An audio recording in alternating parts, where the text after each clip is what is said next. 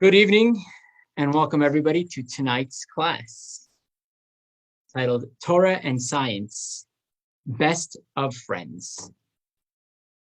So they tell the story, the joke of the atheist convention. They gather around one year all of the great atheist thinkers and scientists, and they decide that they're going to recreate the human being. And they gather around, the stage is set. There's a perfect mound of dirt on stage with all the machines hooked up to it. They're ready to go. They just flip the switch and they're going to create a human being. It's time, lights, camera, action. All of a sudden, all the electricity goes out. Nobody can see anything. And a voice rings down from heaven. And God says, go get your own dirt.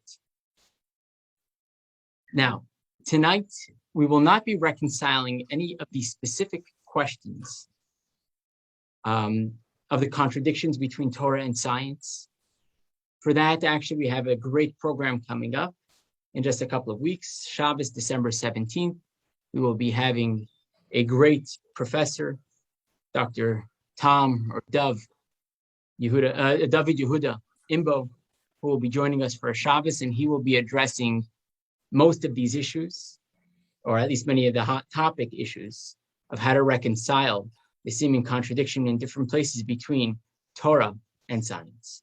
Tonight, we are going to be discussing a more of a general approach and perspective that can really guide us through many of these questions once we start looking at it from this perspective and really give us some insight and richness to our day-to-day lives. So let's start off with something fascinating that actually takes place at the end or towards the end of this week's Torah portion. The beginning of this week's Torah portion is very famous, the great flood, where God brings the flood upon the earth. Noah and his children and their wives are saved along with the animal kingdom. And shortly after the flood, they reestablish and repopulate the world. However, something not as famous, but also pretty famous, a few generations later, there are a bunch of people, and you can source number one if you want to see the biblical text for it. We have it in the original Lashon HaKodesh and English. They decide that there's already too many people in the area where they were living, and they were going to continue moving east within the world. And they find themselves in what would be in a place called Shinar, today in modern day Iraq. And they say to each other, once relocating, they say, come, let us make bricks and fire them thoroughly. So the bricks were to them for stones, and the clay was to them for mortar. And they said, come, let us build ourselves a city and a tower with its top in the heavens, and let us make ourselves a name, lest we be scattered upon the face of the entire earth. And so they build what is known as Migdal Bavel, the great tower in Babel or Babylon. And that's actually, at this point, we're going to see this is when it got the name Bavel or Babylon. And they decide they're going to build this huge structure, create this new society of people, and life is going to be good. But for some reason, God is not happy. God says, let's descend to see what's going on. And ultimately, God says, and the Torah reads, and the Lord scattered them from upon the face of the entire earth, and they ceased building the city. He confused their language so that one would not understand the other. And ultimately, that was the end of their great plan. And as the Torah says, therefore, he named it Bavel, for there the Lord confused the language of the entire earth, and from there the Lord scattered them upon the face of the entire earth. In other words, until that point, they all spoke one language. They all seemingly had one mission and one goal, and God completely overrode their entire mission and gave them something new to deal with, different languages, different perspectives, and that was the end of that. The rest, as we say, is history. The question is, what was so bad with what they did? What was their sin? All they tried doing was creating a new society.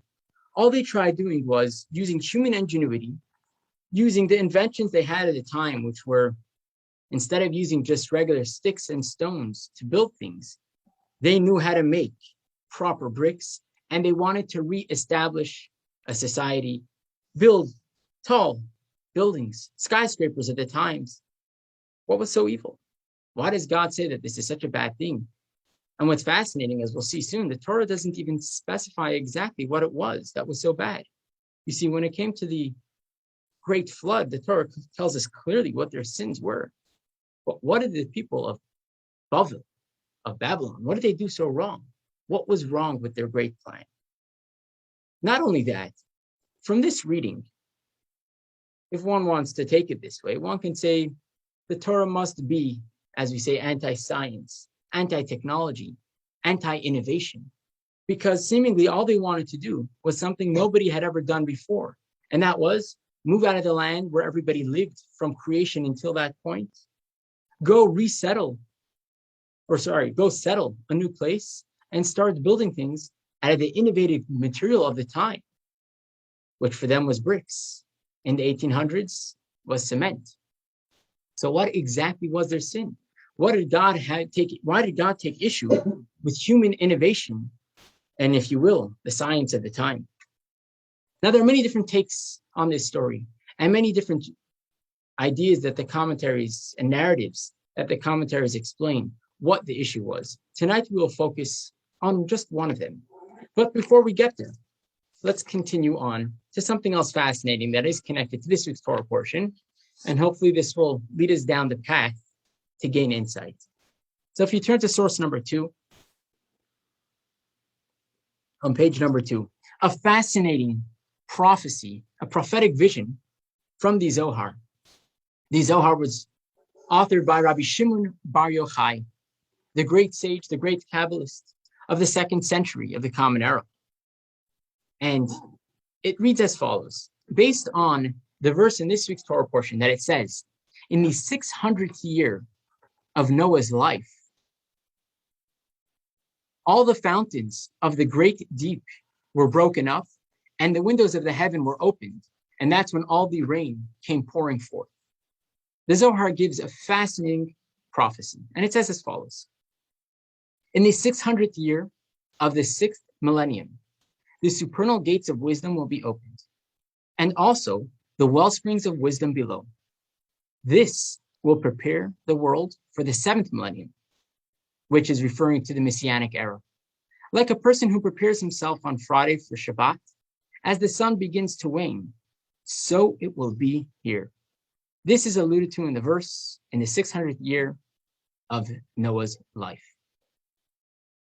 Now, this is a very cryptic passage in the Zohar, but we're going to unpack it in just a moment.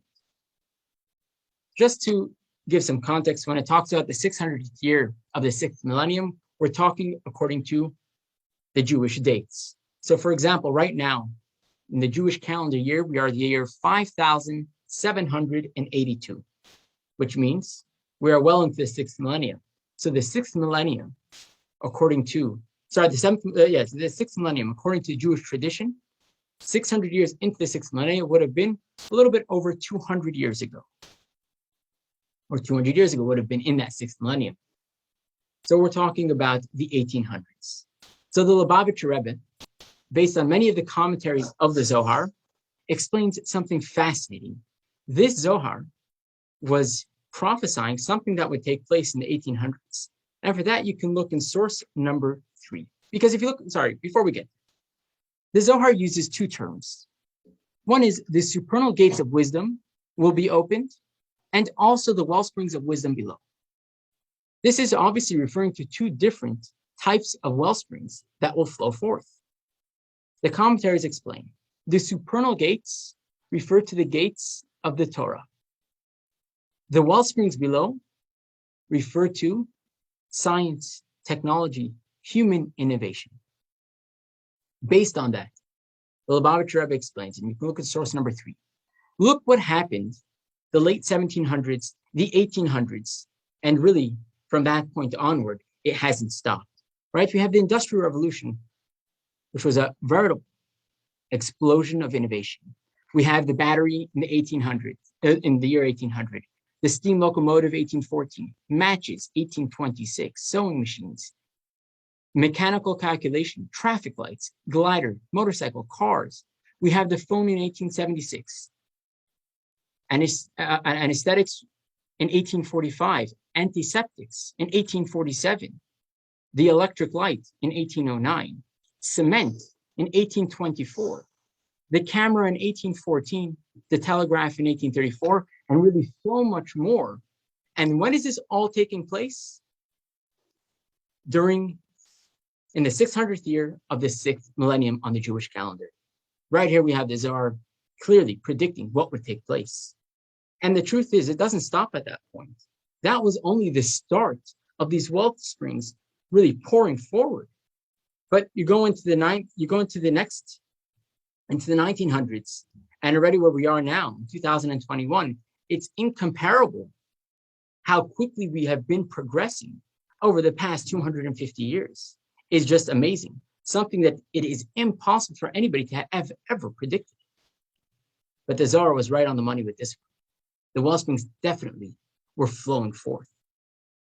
But now, if that's the case, if the Zohar was so spot on in predicting what would take place with the well springs from below pouring forth, what were the supernal gates, the well springs from above? What was that referring to? So I'll tell you something else that was taking place in the late 1700s and the 1800s. That was within the world of Judaism, within the world of Torah, the explosion of Hasidus. The Baal Shem Tov established the Hasidic movement in the mid to late 1700s, continued by his student, the Maggid of Mezrich, amongst his many students.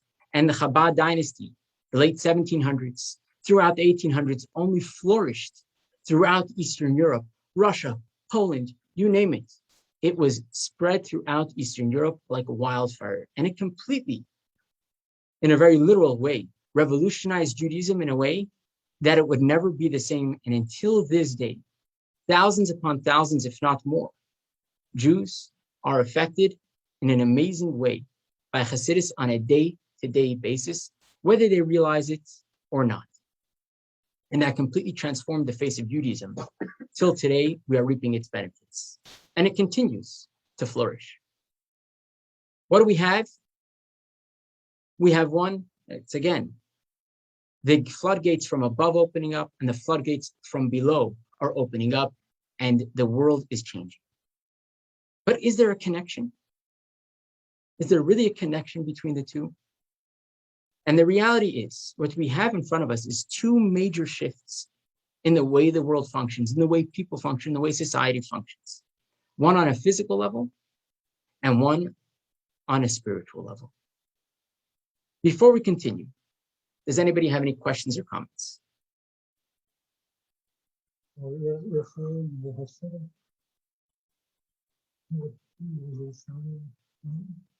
the 1700s.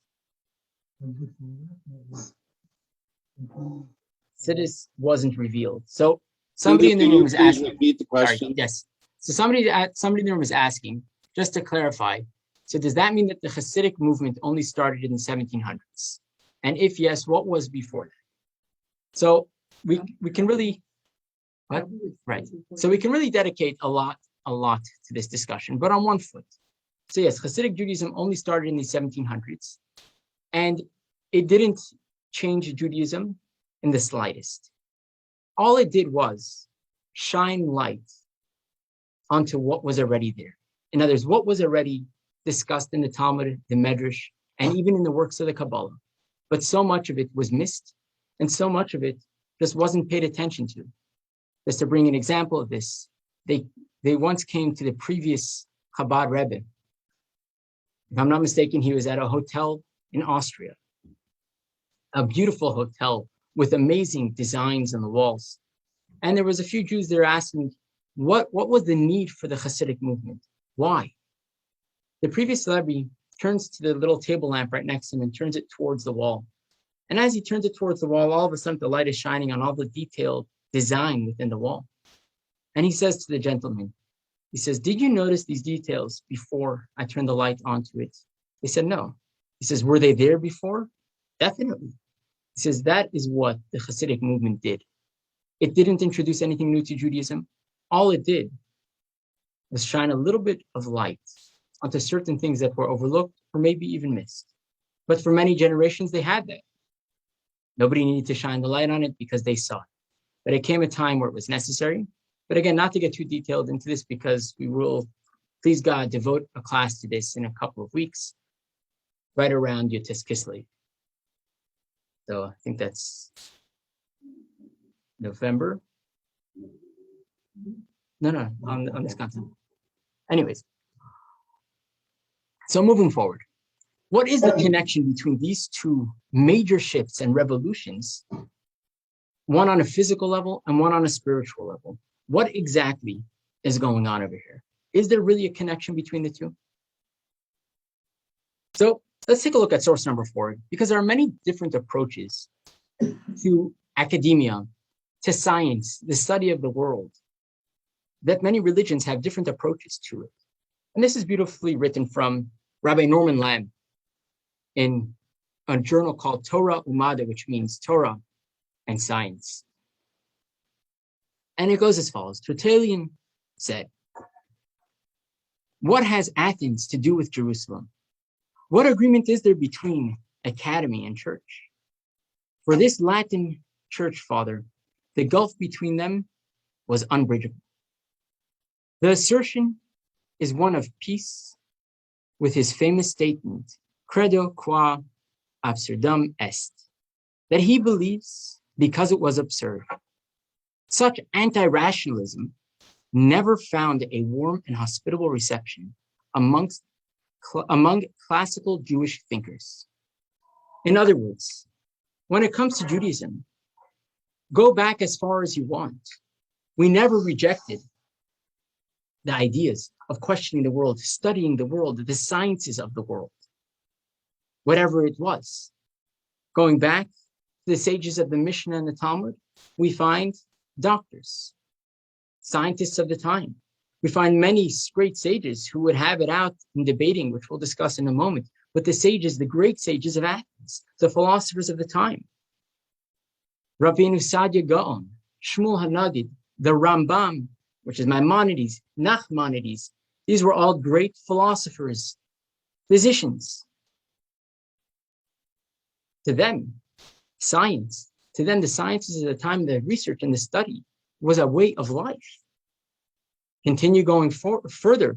In others, in more recent times, you have the great Vilna Gaon, the Alter Rebbe, the great sages, even till today, the Rebbe, Rabbi Soloveitchik. These were all great, great sages of our times. And to them, scientific study was something of value, something which they were well aware of, well versed in, and didn't have to deny in order to protect themselves or Judaism. Why is it so? Let's continue reading. So this is from Rabbi Jonathan Sachs, of blessed memory, from his book, Letter in the Scroll. The account of creation in the first chapter of Genesis is stunningly original, quite unlike any other in antiquity. There are no contending forces, no battles of the gods, no capricious spirits. God speaks and the universe comes into being. God is not in nature, but above it, transcending it and ordering it according to his word. Nature has no will or set of wills of its own. This was an immense intellectual leap. If God created the world, then it is, in principle, intelligible. The mists of irrationality have been dispelled. The idea that the universe is the result of a single creative intelligence is a necessary precondition for a scientific outlook. In other words, science and Torah are not at odds. In this same article, Rabbi Jonathan Sachs goes on to 3 different ways where we really connect with God. One is via revelation, which is through the Torah itself, the wisdom that God has shown us. One is through human redemption, freeing a slave, creating a better world for someone else. These are Jewish concepts given down from Avram to his children, to their children, to the rest of the world. And the same is in creation, that just by looking at creation itself must tell you that there is a God and only bring you closer to God. And that is why Judaism is not at odds with science, but on the contrary, Judaism says continue to look, continue to study the world, continue to ask questions, because the more you do that, the more you will uncover, and the more of God you will find, not the opposite. Now, if this is true, does that mean that according to Judaism, we all must become scientists? Is this the only way to find God? Now, every Jewish mother wishes her son to become a scientist. But that doesn't mean that that's necessarily the case. Let's take a look. In source number 5, we have a fascinating letter from the Lubavitcher Rebbe on the subject. We're not going to read the letter, but I'll break it up into 5 points that he makes. Point number 1. And you can, if you want to look at a summary for this letter, just look at on page number 4 of the source sheet. I have a nice little graphic there. Point number 1 that the Rebbe makes is that there is scientific study within Torah. And as he gives an example, a very intelligent person can understand everything about a building by looking at a blueprint. And therefore, you have the same idea that if the Torah is the blueprint of the world, just from looking within the Torah, one can come across that. Now, I just want to make, a qualifying statement to that. Most people can't do that. You have to be an extremely intelligent person to know everything about a building by looking at the blueprint. Just like you have to be an extremely, and I say that in all capitals, intelligent person to be able to do that with the Torah.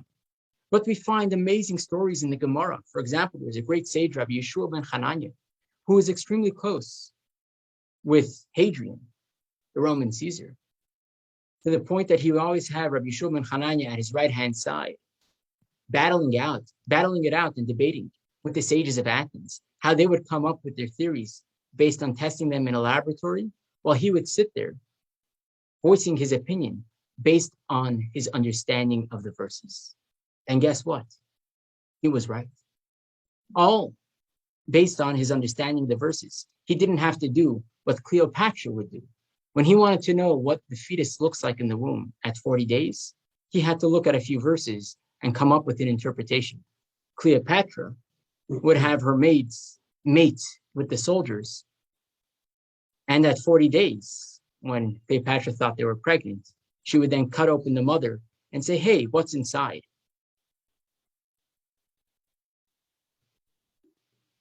So that's point number 1. Point number 2. Point number 2 is that there are cases where the Torah explicitly commands to go and study secular topics. Let's take a quick look at source number 7. There's a beautiful Gemara in Shabbos where the Gemara says that anyone who knows to calculate astronomical seasons and the movements of constellations and does not do so, the verse says about him, quoting Isaiah, they do not take notice of the work of God, and they do not see his handiwork. And the Gemara pushes it even further, that there is a mitzvah incumbent upon a person to calculate astronomical seasons and the movements of the constellation, and proves it from different verses, because that's a fundamental concept. How the Torah itself is commanding, go and study these secular topics. These ideas must be learned and studied for the sake of the Torah itself. A third point that the Rebbe makes in this letter is that the Torah commands us that a person should always occupy their mind with the study of Torah. But there are times where a person is not allowed to study Torah, even if they're not busy, right? So if a person is busy with something, at that point, a person is exempt with studying Torah. So if a person has to work, you don't need to learn Torah then. You should be working. But if you're not, you shouldn't waste time and you should study Torah. However, what's a person to do in the bathroom, in the bathhouse, or in a situation where a person cannot study Torah? The Talmud says, and this is brought in the Code of Jewish Law, to study secular topics, study mathematics, learn a new language. It was known that the Rebbe and his brother Aryeh Leib would have competitions when they were young children. Who can learn a language in the bathroom faster? But you have this idea where, if you're not using your mind to study Torah, use it to learn a discipline, use it to study something, even a secular topic. A fourth idea that the Rebbe brings, based on a Gemara, fascinating, how one of the sages spent 18 months as a farmer shepherding animals just to learn the laws of blemishes of a sacrifice. We know that a sacrifice isn't allowed to have blemish, but there are many different types of blemish. Certain blemishes heal, certain blemishes don't. How was he supposed to know? So he spent 18 months being a shepherd. Somebody could have said, you're wasting your time. What are you doing? He said, no. Right now, I'm learning the art of understanding the Torah, understanding Jewish law, how to apply it. That would be like a rabbi nowadays studying engineering, electrical engineering, to be able to answer a question. Can electricity be used on Shabbos?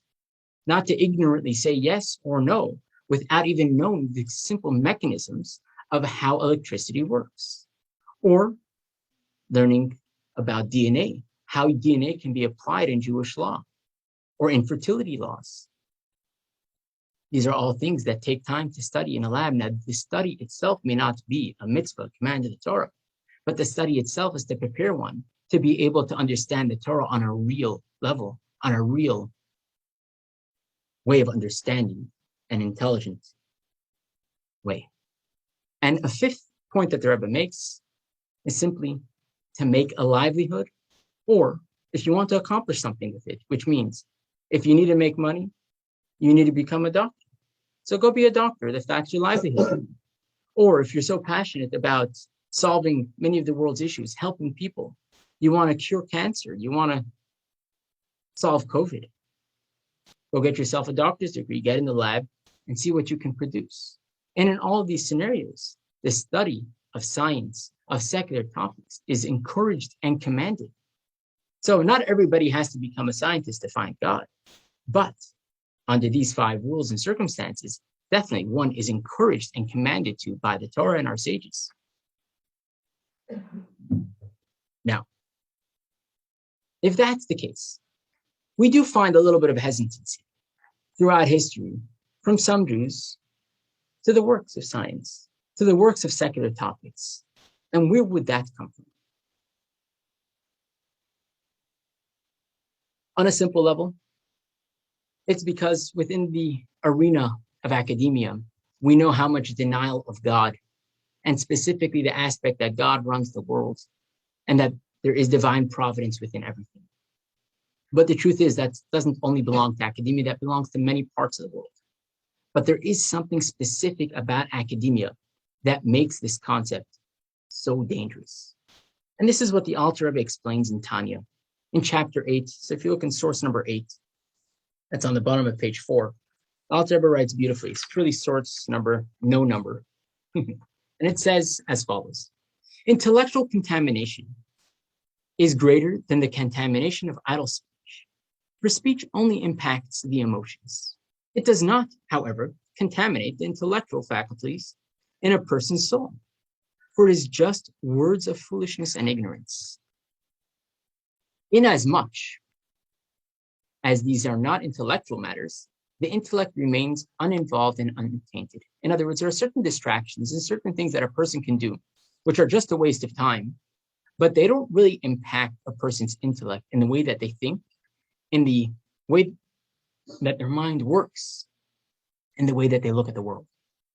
But the Alter Rebbe says, not so in the case of various secular studies. Thereby a person impacts and contaminates his divine soul's intellectual faculties. Think about it like this. When fighting a war, you can use as many weapons as you want and both sides will push each other back and forth. But if you win over the enemy's head, as we know that nowadays so much of warfare is intellectual warfare. It's about ideologies. The moment you can spread your ideology, you've already won the war without even lifting a weapon. And that's the scary part of the ideological war that's out there. The exception is one who employs these secular disciplines as a useful instrument, as a means of earnings and more affluent livelihood with which to be able to serve God, or unless he knows how to apply the secular disciplines in the service of God or to his better understanding of his Torah. This is the reason why Maimonides and Nachmanides of blessed memory, their peers engaged in such disciplines. In other words, Ultimately, Torah and science are completely not at odds with each other. We just have to know what is the best way to use them together. What is the best approach to them? If the person is going to approach science as this is a way where I can try to answer why there is no God, that is an ultimate perversion of what the intellectual discipline is about. But if it's about making this world a better place, if it's about understanding God, understanding God's Torah, fulfilling commandments, making a better life so that I can have more free time to serve God and do the right thing, then on the contrary, it is encouraged and commanded, and that they are not at odds with each other. Going back to that prophetic vision of the Zohar, when it comes to that shift that needs to happen in the world in order for the Mashiach, Messiah, to come, that has to happen both on a physical level and on a spiritual level.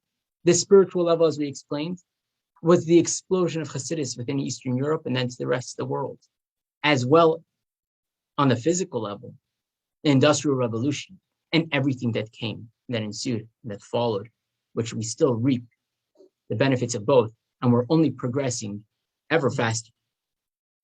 Now, based on these ideas, let's go back to the tower that we started off with.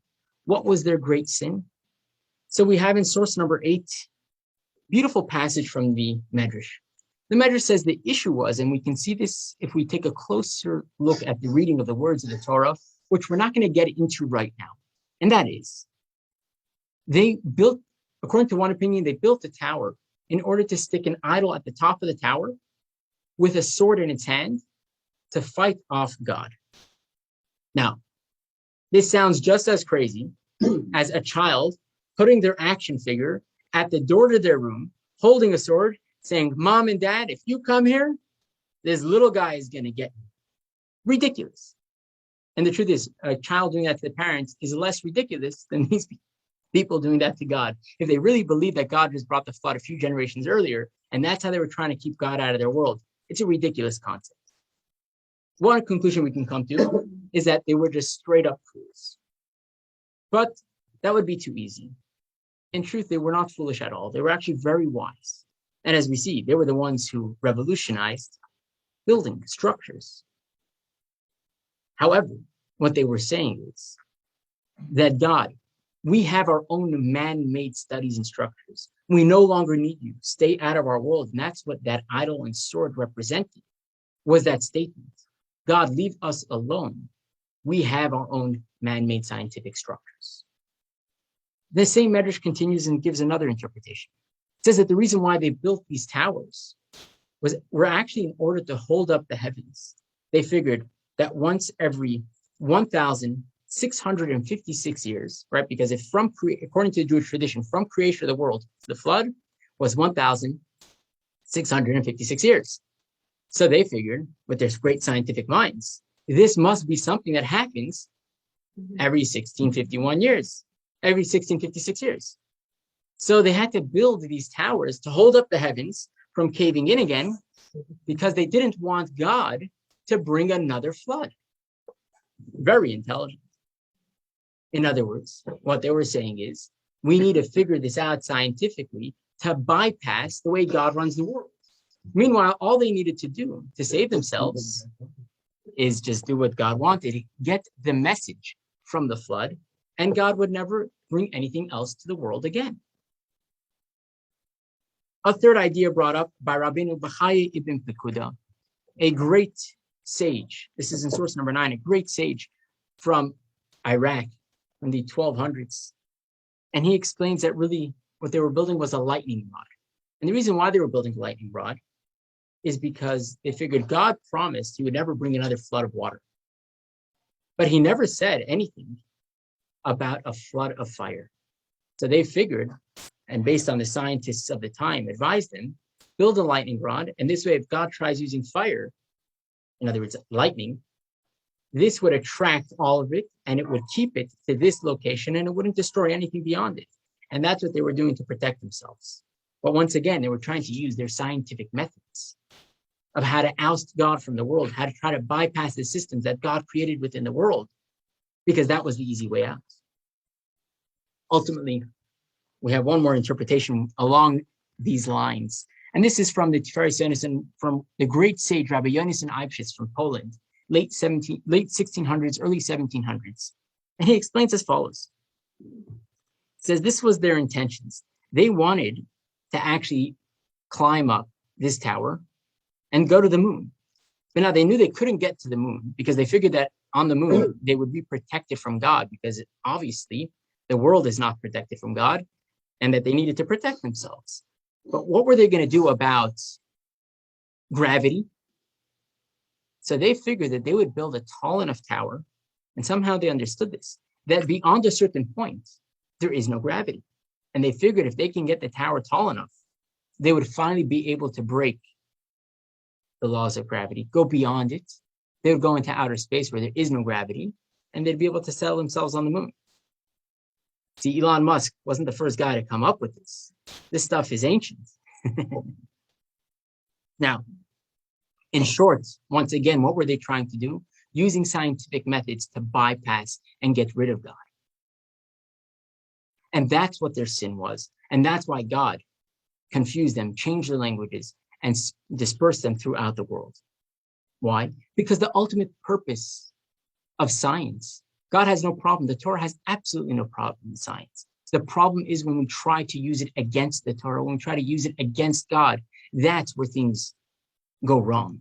But when we understand that they're not at odds with each other, and it's actually about bringing them together, recognizing the greatness of God, and the more we see the oneness in the world, the more we will understand it, and the better choices and decisions we will make with the sciences and powers of the time. And with that, I want to conclude with one more fascinating idea. The Medrash tells us, while they were building this tower, the Medrash records, if a person were to fall and die, right, they're building this thing hundreds of feet in the air. They actually did a digging in the early 1900s, excavations, and they found remnants of a tower in a place called Ur, which is where Avram Avinu was born. And that's said to be where the tower was. They found remnants of it. This huge, huge structure. So if somebody were to fall to their death, they wouldn't bat an eye. They'd continue building. However, if a brick were to fall and smash, it says they would mourn the brick. They would cry and say, when will we get another brick in its place? You can understand what corruption of science and technology can do to a person, what it can do to a society when we place greater emphasis on power, on technological advancement, on scientific advancement, and we put a greater emphasis on that over people. We start treating things with love and people like things, and we use people. And that is one of the greatest corruptions that science can bring to the world. But when we recognize that science is one with Torah, that science is one with God, and that this is a godly wisdom, a godly intelligent design, all of a sudden, we are now responsible to use this out for the right reason, for making the world a better place, for making the world a more godly place. When the Rebbe gave over this idea in this talk, this was in the 60s. And then it was pretty revolutionary that everybody was using the radio. Every home had a radio. The Rebbe pushed that there should be a Tanyish class on the radio every Saturday night. And so it was because the Rebbe said, we can't reject the modern technologies of the time. We have to show how this can be used to serve God. Look at us. We're sitting here now on Zoom, a modern technology.